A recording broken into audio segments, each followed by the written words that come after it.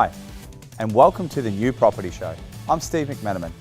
Joining us today will be Jason from Multi-Dwell Developments, talking to us about the A's to Z's of bathroom renovations and the top tips needed to make your bathroom stand out. Gary Brown will be joining us for his regular segment on wealth creation. Amal and Abdullah will be talking to us about the common mistakes and how to avoid them. But first, Rory with money tips. Last time we spoke about setting a bit of a plan in place. We spoke about setting a goal to help you manage your money a bit better and help you get in a better financial place. Now this time, it's all about setting your budget. What you want to do is you want to see exactly where your money's going. You want to see what's coming in and what's going out. It's so important to get a snapshot of that over a bit of time. So you might want to choose the last 6 months and see exactly what has been going in and out of your bank accounts over that time. Banks are pretty good these days. They've got it all online. You can see it and you can download it, which is really important. And so you can sit there and you can look at exactly what you're spending money on. Now, I'm sure if you did that, you would see areas in your budget that you are just spending far too much money on, and I guarantee you, you're going to be surprised by it. You might be spending too much on insurance, or you might be spending too much on an interest rate, or not getting enough interest rate if you're a saver. But it's just really, really important to have a look and see where your money's going, and the only way you can do that is by setting a budget. You might, for instance, see that you're spending so much in car expenses, and car expenses are a great way to save some money. Firstly, you've got potentially your car repayment, you've got your servicing costs, where you can change that and maybe catch public transport a couple of times a week and see the benefit that that can have in your budget. There are so many ways that you can fine tune and tweak it, which means that the more money you can save today means the closer you're going to get to that goal that we spoke about last time.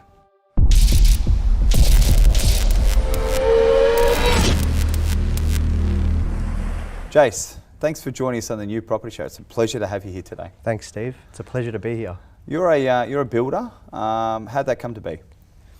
Basically, after school, I actually went into soccer. I wanted to become a professional soccer player. But I went to Scotland, trialled there, but it didn't work out. Came back, became a carpenter. Then after I got qualified, went into supervising for a fair few years, and then was looking to get my builder's license. I got it about 3 years ago now, and just slowly building up from bathrooms to extensions and new builds as well. And you've been predominantly working, I guess, on word of mouth now. Yep. I saw one of your Instagram stories recently. Your reels had over 250,000 views, which is incredible. That was a bathroom, wasn't it? Yeah, so that was actually for our famous clients, Mary and Martha Keller. Mary was on Big Brother and Martha was on Married at First Sight. We actually delivered the project before Martha had the baby, right on schedule. And yeah, they're really happy with the bathroom. Perfect. So bathrooms, what's needed? What are people asking for in 2023? What's involved? Basically, once we get our call, we'll organise a go there, give them a quote, and then once they're happy with the quote, we'll go back and really go deep into the detail. Do we want square set, floor to ceiling tiles, niches with LEDs, shaving cabinets, whatever they want, we can deliver. So basically, anything over $10,000 requires a contract. Anything over $16,000 requires warranty insurance. So the builder provides the client with warranty insurance, and we do that before we start the job. Perfect. And how long, say, I guess, a bathroom renovation take? Is that a couple of weeks? Is it? Yeah. 4 to 7 weeks. It just depends on how much detail or what's involved, if it's on slab or if it's on stumps. Okay, and shower bases nowadays, are people looking at the double shower heads? Are the rain showers still in? What's happening with those? Yeah, a lot of people are starting to want it from the ceiling now, or really long shower heads with a big rail. But yeah, I'm a new generation builder, so we do a lot of step downs with preformed shower base. Sometimes we use, say, there's the Weedy system, the Pascal system, or Demtech. You should really look into it because it's the new generation. Perfect. And what about DIY versus getting a registered builder? Is it worth taking the risk, or should we get someone like you in? Definitely use someone that's registered, because I've been to a lot of dodgy jobs and then we end up just fixing it anyway, Yeah. And a lot of them aren't done to standard. Okay, and nowadays, what about the enclosed toilets? Are people getting bigger bathrooms or smaller bathrooms? How's that looking? Basically, a lot of people are going for the internal wall cistern toilet, which is just the panels. You just press the buttons. But basically, whatever room that they've got, we just deliver. I'll go there, I'll actually draw them out a new design, give them a design, and we'll just work together, build the relationship, and deliver the highest quality bathroom that we can. Okay, now the other thing too, I guess, for the ladies watching the show and some of the gentlemen, walk-in robes, obviously normally connected next to the bathrooms. Yeah. Do you advise having that right next door, or would you separate those, or how's that with moisture and mould? Good thing you asked. Well, I actually went to one last week. The lady actually wanted to remove her robe and create an extra room into the bathroom. So we're actually going to put a shower and a toilet in there with a little vanity. So yeah, a lot of people are extending out because ever since COVID, a lot of people wanting to do stuff to their bathrooms. Okay, well, they're spending a lot more time at home now. Would you recommend Caesarstone, laminate, soft closing drawers, open cavities? So what are the compartments going to need to look like when designing, I guess, the bench top on the bathroom? Yeah, well, it really depends how big the bathroom is. Say if you've got 1,500 to play with, usually 3 panels, and with the shaving cabinet 3 panels as well. We usually put our power points in there now, and also the drawers with the power points. Basically, a lot of people are wanting the 100mm stone and undermount, where you just put your hands underneath and wash your hands. It's very classy. It's almost like I guess almost like a Sofitel or a luxury feel nowadays. They're really spending, I guess, a lot more time there. What about the ambient lighting that goes around the mirrors? Is that still a popular feature? Well, a lot of people these days are wanting the LEDs. LEDs underneath the shaving cabinet and underneath the vanity. Beautiful. Well, we can't wait to check out your work. Look forward to having you again back on the New Property Show, and can't wait to see what else we talk about. Thanks, Steve.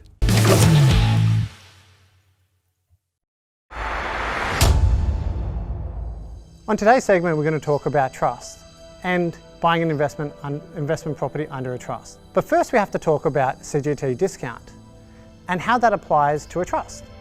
So when we buy an investment asset and we hold it for more than 12 months, we may be entitled to a 50% discount on the capital gains.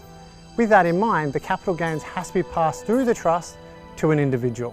When we talk about a Hatchaway property, we buy that with the sole purpose of making capital gains while that property covers all of its investment expenses, including its loan. And because of that, we're going to have a capital gain at the end of the sale of the property. So we want to make sure that we're entitled to the 50% discount on the capital gain, and therefore we're able to reduce our taxes. So how does a trust work? So each year we buy investments and we make profit under a trust. We have to distribute the profit.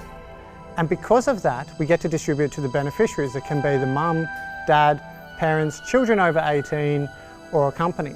And each of the different beneficiaries will have a different marginal tax rates and have different opportunities to minimise our taxes. So with a trust, say we buy a property for $500,000, and over the next couple of years it increases in value to $600,000. That would mean we'd have $100,000 capital gain if we were to sell it. And because we have a trust, we'd be able to distribute that capital gain to an individual and get a 50% discount on that capital gain. And therefore, we'd be able to pay individual tax rates of the $50,000, which may be 37–39% tax rate. Now I know this all sounds confusing, but these little tips and tricks help save tens of thousands of dollars in taxes per year. Because of the complex nature here, I always recommend you speak to your accountant and your advisor to make sure that you're maximising your trust distributions to pay the least amount of taxes possible. This also gives us the ability to do income splitting, because you or your spouse may not be working, your parents may not be working, and your children may not be working, so we're able to divide the income of the trust up among several people and pay out a distribution accordingly. On 30th of June every year, we do minutes or a resolution that determine where the profits go, which then allows us to do the tax return sometime all the way up until May the following year.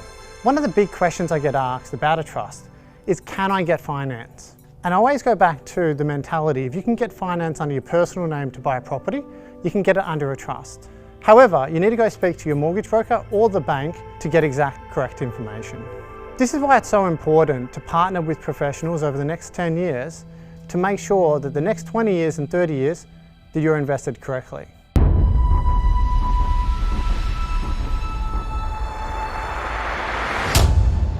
All right, guys, welcome to the show, Abdullah and Amal.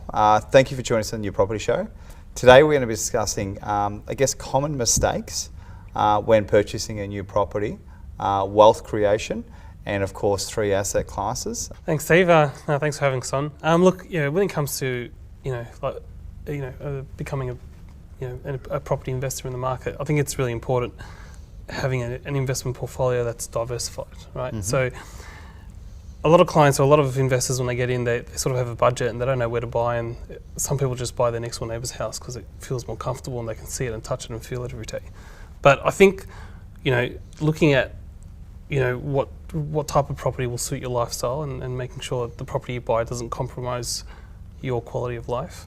So, the 3 asset classes we generally work when we're working with our clients, they're generally foundational assets, which is sort of your landlocked suburbs, established, circa plus $1 million, but they're yielding quite poorly, so 2 to 3%. So more like in a city. Yeah, in a city suburb. Yeah. They're really good for creating some serious wealth. Really good sort of foundational asset to have, but not a lot of people can afford that, and you'd be in a quite a negative sort of cash flow position. The second asset class is when we look at sort of momentum assets, so more speculative. So we look at sort of regions that are landlocked, got a really good macroeconomics, so underpinned by a really dynamic economy, supply constrained, but it's got some really good demand trends, whether it's due to job growth or due to people migration. They're generally between sort of the 3 to 700,000, and they're yielding sort of between 4.5% to 7%, depending on where you buy around the country. And then you've got your passive assets, which is your high cash flow, low capital growth. And what you get with that is cash flow to service your overall portfolio. So when you're looking at building sort of a property portfolio, it's good to have a foundational asset, but it's also good to have a passive asset. And passive assets generally are like commercial properties, block of units, duplex, triplex.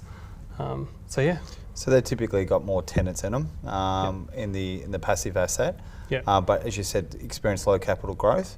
What about servicing with those types of properties? What would you sort of look at? And let's discuss good debt versus bad debt as well. So we've got the asset classes. Do you want to talk to us a little bit more about good debt versus bad debt? Yeah, so before moving that, I think it's important to have the good A team around you. So be it the buyer's agents, your accountants, your financial planners, and your mortgage brokers. So what we do is that we look at the client's total portfolio, we look at what their plan is in the next 2 years, 10 years, and we'll try to reverse engineer that. Now, when we say about good debts and bad debts, I want to talk about how it impacts your serviceability. So good debts can be anything which is tax deductible. So it's just a Property 101 or Robert Kiyosaki, Rich Dad Poor Dad thing. So bad debts is basically any personal liabilities, could be your credit card, personal loans, car loans, which basically are your biggest borrowing capacity killer. So I had a client who had a credit card. He had 3 credit cards worth of $38,000, and he hardly used like $3,000. So we reduced the credit card limit to $5,000. His serviceability went up by $200,000. Wow. So it's important to, if you want to build a serious portfolio and serious wealth, it's important to reduce or eliminate those bad debts and accumulate the good quality assets, the foundational assets, the accumulation assets, and build your wealth through property. So you guys were talking about the A team. So how do you guys work together? So obviously you're a buyer's agent, you're in finance. Where does the client normally turn up to first? Sometimes they come to me first because they want to sort of buy their first IP. They want to understand what strategy they should look at, what sort of asset class they should buy, and then I'll ask them first if they have pre-approval. If they don't, I send them to Amal, but I send them to him anyway for a second opinion. And vice versa, I think. Yep. So if the client comes to me and if they want to purchase an asset or a property, and if they are time poor, they want a buyer's agent, then I will do the serviceability calculation first. I'll come up with a plan, and then I'll refer it to Abdullah, saying that client is pre-approved or has a serviceability of X amount, and then they will have a session with Abdullah. I guess this would lean a lot into banking policies. How has that changed at the moment? I mean, each bank's a little bit different. Do you want to elaborate a little bit more Absolutely, about I can banking talk about yes. the policy whole day. So every lender has different policy, and different policy, different outcomes. So when we touch the first base is assessment rate. So every bank has a different assessment rate. Now, what is assessment rate? It's your basic variable rate versus plus they add 2.5 to 3% to 4% on top of the buffer. This is to cover in case if the interest rate goes up. So lenders basically they add between 2.5 to 3.5 to 4%. So for example, if you have 3 properties, 4 properties, and if you're getting assessed at 4% assessment rate, that kills your borrowing capacity. So you want to go with a lender who has not that punitive assessment rate. Second is shading. So when it comes to the bonus, commissions, there are lenders who do 30% shading, so they'll just take 70% of your bonus, where there are lenders who will take 100% of your bonus. Same goes with your rental income. There are lenders who will take 90% or 10% shading, and some of the lenders will take 80%. Third thing, most of the important thing is the valuation. Every lender has different values and valuations, so different lenders, different valuation outcomes. So you'll be surprised at the valuation outcomes that we get with each lenders.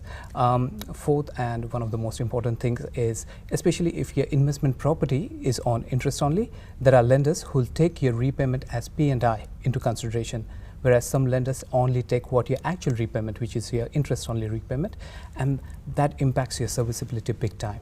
So if we want to build your portfolio, we have to assess the client's situation and scenario. Based on that, we will decide which lender to go with. So I guess it comes to a point where you're going to get maxed out. Is that typically happening at 4 or 5 properties? And what would you, I guess, advise them when you're getting towards being maxed out? I would say that having a trust really is important, so especially when you are trying to get maxed out. Because, so for example, your first trust, the property that you buy under trust, is basically you are going to be the beneficiary or the servicing guarantor. It is going to be on your first one. But your second, third one, if it's going to be a heavily positive get property, your trust is self-sustainable to service those ones. So banks won't look at your personal borrowing capacity, and they'll just keep on lending you based on what the trust services. Fantastic advice. And I guess over to yourself, where are the hot spots? Where are you seeing people wanting to purchase nowadays? You're doing a little bit of interstate. We spoke off camera. You've just got back from, I guess you go to Sydney quite regularly, South Australia. You're over to Perth, you're over to Queensland. Where's the hotspot? Where should people be buying? Yeah, really good question, Steve. Look, I think the best regions at the moment are the affordable lifestyle regions, and the regions that are growing like exponentially with job growth. So Perth, south of Perth, they've got a few lithium refineries, and then they're establishing some factories there to build actual batteries. You've got regional Queensland. There's a couple of towns, Townsville and Rockhampton. They've got some really low supply, really good infrastructure projects in place. And we've also, north of Brisbane is really good as well. So, and South Australia still shows. I think to me, South Australia is. I look at the last 2 years, and I think it's probably. It was a price correction rather than capital growth, just because it's had a lot of years of literally no growth. So I think I think those 3 sort of the smaller cities will start to play catch up to Melbourne. We've seen and Sydney. We've personally seen a lot of buyers buying over in South Australia due to affordability. For example, in Melbourne, you're sitting around about a 900 to 1 million as a PPR. In Sydney, it's kind of that 1.5 to 2 million. Yeah, correct. And over in Adelaide, obviously this, I guess Australia's best kept secret, but you're still buying house and land or established properties well under 500,000. Yeah. And if you Yes. So the capacity has been quite fantastic. Absolutely. I guess as yourselves, what do you recommend to people in terms of this A team? Do you think mindset's certainly an important part to play? Yeah, it's a really good question. I was going to actually touch on that. Yeah. But I think every investor, to create a mindset, there's essentially 4 principles that I follow. And the first one is, understanding what your goals are. So, what are your short-term and long-term goals? What sort of net worth position do you want to be in 20 or 30 years? Do you want to be a self-funded retiree? What sort of passive income do you want at that time? And I think, that's the first principle. The second one is understanding your limitations as an investor. Like for me, when I started my journey, it was cash flow. I need cash flow. Cash flow is a big problem for me. The third one is building that strategy. Once you understand your goals and your limitations, and you can sort of build a strategy to execute the goal. And then the fourth one is your team. So what sort of experts do you have around you, right? So I think accountant is really important. Having a broker that understands policies like what Noel was just talking about, I think it's absolutely critical. And then a property advisor or a buyer's agent, or a As a land expert. Yeah, or a land expert. Well, we obviously love a good, healthy debate on the New Property Show, but one thing that we do have in common is customer service. Last thing I want to leave you with is, look, in the world of phone calls and Zooms and everything else and emails, how important is it to meet your client face to face, break some bread and go through those goals and strategies together? Love to hear your feedback on that. What do you think? Most of my clients are all over Australia, but whenever I get an opportunity, I would love to have a face-to-face chat. But what we do is every 6 months we do have the strategy sessions to check how the property is going. We do annual reviews on a yearly basis as well. We do upfront valuations to check what equity they have, so that they can keep on buying those property. And Abdullah does pretty much the same thing. But to answer your questions, yes, it is important to have that face-to-face connection, because on the Zoom call it becomes a bit formal, but when you meet face-to-face, you actually get to know the person, so it is important. So staying in contact. Yeah, I like to see them throughout the journey at least once if they're interstate, but if they're in Melbourne we see them a couple of times. And we've had, I think we've had some clients we've worked both together with where we've had like a sort of a client celebration meeting at the end, where we've been able to get some uplift and refinance and go again. Celebrating the wins, so important. Yeah. Thank you, gentlemen, for jumping on the New Property Show. It's been a pleasure to have you on the show. Look forward to seeing you guys soon. Yeah, it's been an absolute pleasure. Really enjoyed it. Thank you so much, Steve. It was lovely having us. Thank you.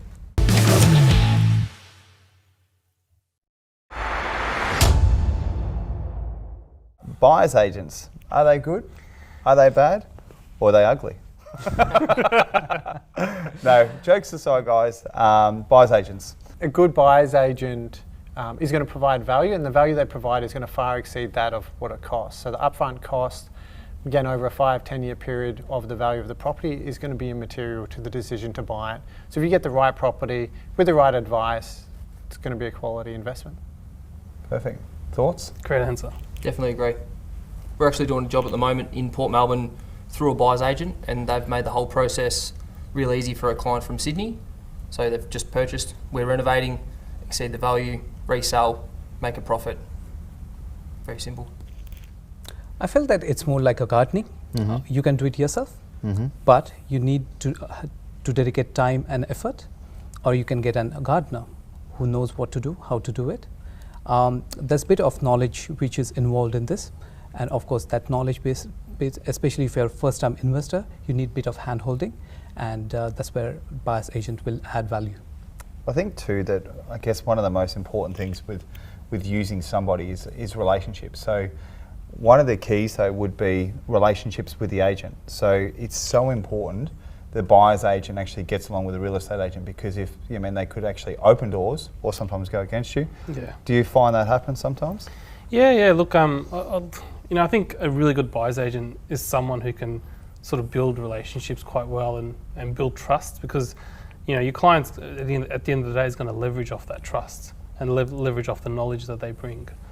So look, I've seen it work in most cases. Obviously, there's always people in the industry, or buyer's agents in the industry in this case, that operate a little bit different, and there's always stories. But I think I think also the client relationship with the buyer's agent, understanding more about the client and why they're there and the next decision they make. Like, we work with a lot of first-time investors, and we've over the last 2 years we've been able to see some of them go into their second, third, and I have one client that we're looking at buying their fourth, which is, it becomes a really sort of personable relationship. And the first step, the first property they buy is the hardest, because they've got money and they don't know what to do with it, and there's just too much, analysis paralysis.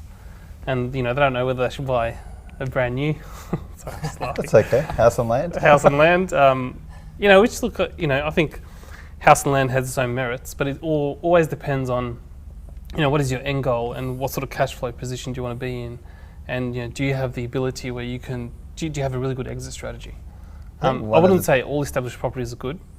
I would say we look at probably 30 to 40 properties per client by the time we find the right one on average. That's a lot more than I expected. It's I thought it might have been present 3 or 4 properties, but 30 to 40 obviously, you can obviously justify the fees there. Yeah.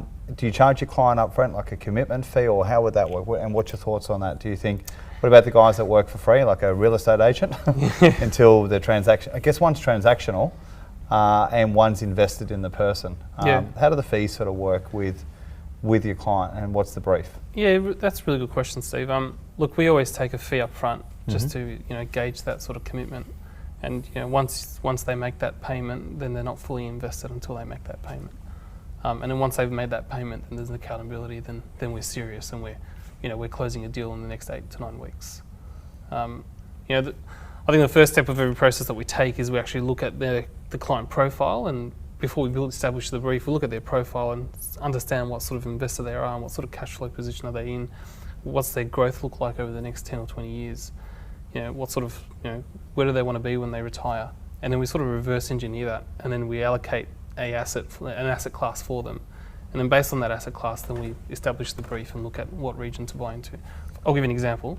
So this particular client needed, they had a lot of deposit, so a lot of equity at the moment, so we're looking at their portfolio, and they're sort of cash poor in their portfolio. So we're going to take some of that equity out, and we're going to look at buying them passive asset, so high cash flow asset. Western Australia, or Perth, their industrial warehouse vacancy rate is 0.9%. So we purchased for them a commercial property, 1.35, yielding at 6.6% net. That's going to help sort of funnel money into, you're working with me on that one. So he's going to help funnel money into, into his portfolio to help it, his overall portfolio sort of neutrally gear. So would you say then that a buyer's agent might be better to use? They might have a wide general knowledge, which is Australia-wide. But what about if you wanted to buy in a local area? So what would you do if you wanted, say you wanted to buy your principal place of residence? Would you rather then go directly to the agency and try and do it yourself? And buy directly from the real estate agent, or at what stage do you think you'd actually engage a property agent or buyer's agent? I think for an emotional purchase like a primary place of residence, I would probably do majority of that work myself. But that's a different type of investment than what an investment property would be. So for me, the way that I would work, I'd engage with the real estate myself. I'd look at all the properties because I'm going to be the one living there, and I'd be making an emotional decision around that. Whereas when I look at investment property, I'm just sticking to the numbers. I'm looking at the suburb reports, ability for capital growth, rental yields, LVRs, finance, leverage, that type of stuff. And that's where a buyer's agent can come in and go, hey, these are some great properties in these areas. Have you thought about these? Or areas that I never would have thought about looking at previously. So you'd probably walk through the property yourself, get a feel of what's actually happening, and then I'd almost suggest there you use the buyer's agent, if you could, to help you negotiate the price. Yeah, negotiating. It's almost like having a silent bidder or somebody on your side that works undisclosed behind the scenes. Yeah, I think definitely when you're, if you're novice in purchasing properties, I 100%, because you need to know how to play the game, and it is a game purchasing a property. I think I've done 15 property purchases now, and each time I'd consider I win or lose based on the price that we pay. So you've got to offer the right amount of money, offer the right amount of terms, and get the deal done if it's an attractive deal for you. So sometimes using a buyer's agent can really help get that. What about you, Robbie? Why would you choose a buyer's agent if you did? I was nearly going to say, what you'd save the client would nearly pay for your fee in the end. So the way I would view it is, if I invested X amount into you, I believe with your skills and knowledge, you would most likely save that purely in the purchase price. So realistically, from a builder's point of view, it's a no-brainer for me. I've actually thought of engaging buyer's advocate, and I've actually spoken to Gary about it, because our next property would be an investment. So yeah, I just feel like it's like you can go own builder, but I would recommend getting someone like an expert to build your house, because we do it every day. Yep. We know the market. And yeah, it's What do you typically see that others don't? So, for example, if you're buying two houses, if you're a mum and dad, there's a corner allotment versus a 20 metre wide frontage and 40 metres. So sometimes having the buyer's agent could be beneficial because there could be development prospects. Obviously, on the new property show, we want to cover everything that's building and we want the client to win. What are some of the things that people are missing out on? Yeah, I think it's just the advice and like being able to make that quick decision on what you can do with that block. You know, so give an example. Like we bought a corner block that was 16 k's away from the CBD in Adelaide, and we paid $415 for it. It was advertised for $380, but I said to my, when we went through the due diligence process, we could essentially put 3 properties on that block because it was a corner block. If it was just a straight inline block, you can only do 2. So we had to value that property a little bit differently to an inline block. So it's just I find a lot of clients don't have that knowledge or understanding in front of them at the time. So being able to sort of guide them through that process and find them sort of the best deal that will have sort of ramifications later. I think the thing I guess I'd close on, because we'll wrap this segment up shortly, but if you're typically dealing with a real estate agent, they've only got their own best interests at heart, and that's the sale of the property. Correct. Which is completely fine because the vendor there needs to sell. Sorry, real estate agents. Now, with that said though, working with a buyer's agent, you have the purchaser, their interests at heart. So you're negotiating the best price, making sure that they haven't overpaid as well, because you can also do competitive analysis, I believe. Yeah. And also making sure that the property has possible, development prospects. And probably the last thing I'd add is if you're typically dealing with one agency, you've only got a list of properties, which might be 15 to 20 that's listed. Dealing with a buyer's agent, I think I'd vote today that engaging a buyer's agent, I've slightly been convinced, Is a plus. is the best thing. So closing arguments just before we wrap up, are we going for buyer's agent or not? 4. Yeah, I think it's a great idea. Absolutely. I think it's important to go for the right buyer's agent that's going to help you execute your brief, because like you said, if you're buying a PPOR, you want the expert in the suburb that's got that sort of real estate agency sort of perspective. But if you want someone that's if you want someone that's sort of got that wide view, or someone to build a scalable portfolio, I think getting someone that's got that experience will help. So yeah, but yeah, buyer's agent, yes. Beautiful, guys. Thanks for joining us. Great debate. Have you guys again on the panel shortly. Thanks, Steve. Thanks, Steve.